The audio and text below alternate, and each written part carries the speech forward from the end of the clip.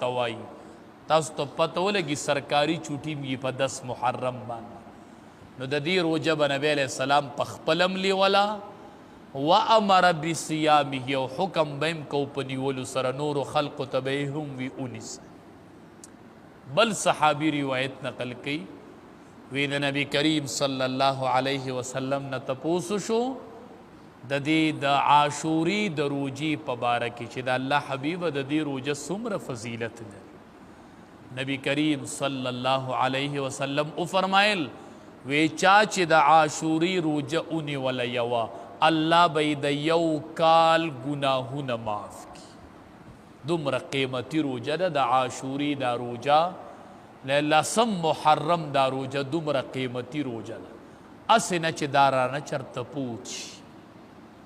چې سړی روزه نیولي او ورسره سړی توبه وباسي نو په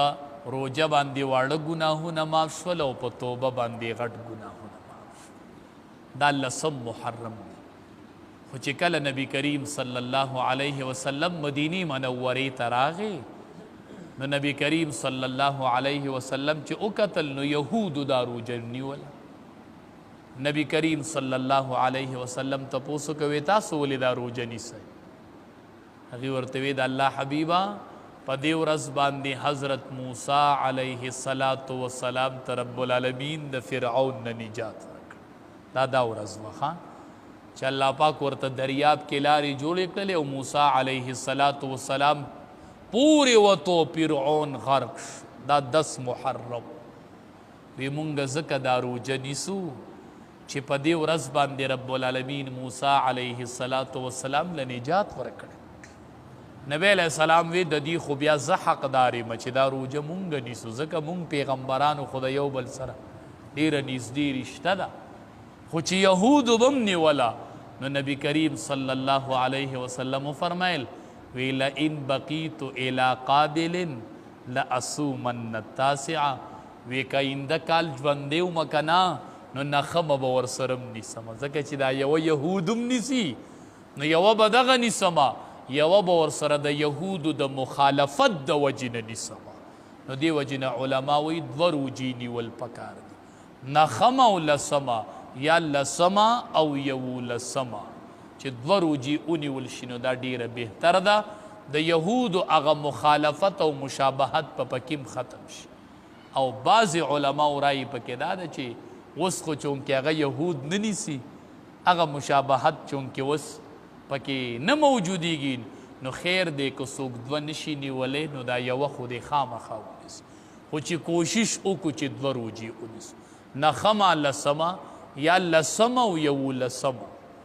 او یوه خبره بله ذهن کې یاد ساتو ډېر خلق وایي د لسم محرم دا روزه چې دا نو دې ته چې دا فضیلت دی 10 محرم ته حاصل دی دا د دې وجې نه چې په دې باندې د نبی کریم صلی الله علیه وسلم نوسې شهید شوی نو چې دا یوه خبره ذهن کی چې د دې دا فضیلت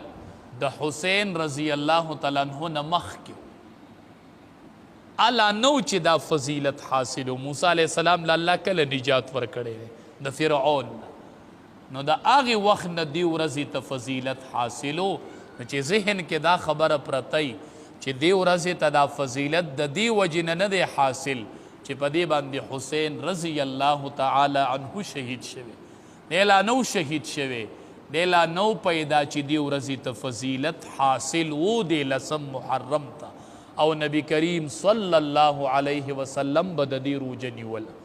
اپلا نو شهید شوی په دې ورځ چې امام الانبیاء نبی کریم صلی الله علیه وسلم به